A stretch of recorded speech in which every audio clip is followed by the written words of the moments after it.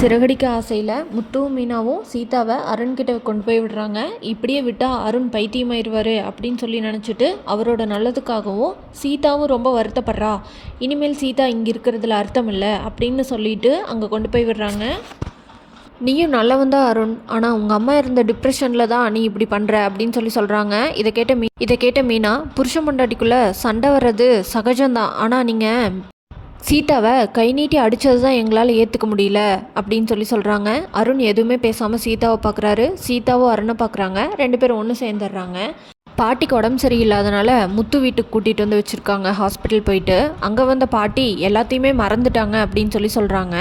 இவங்களுக்கு பசங்களுக்கெல்லாம் கல்யாணமானதை மறந்த பாட்டி விஜயாவை மறுபடியும் கொடுமை பண்ண ஆரம்பிக்கிறாங்க. பாட்டி, என்னடி விஜயா 6 மாதத்துக்கு முன்னாடி பார்த்தப்ப ஒல்லியாக இருந்தா இப்போ நல்லா பூசின மாதிரி இருக்க அப்படின்னு கேட்குறாங்க. இது என்னடா கொடுமை, இருக்கிற பிரச்சனை பத்தாதுன்னு இந்த வீட்டில் புது பிரச்சனை வேறையா? இன்னும் என்னென்ன நடக்குதுன்னு தெரிஞ்சுக்க நம்ம சேனலை மறக்காமல் லைக், ஷேர் அண்ட் சப்ஸ்கிரைப் பண்ணிக்கோங்க.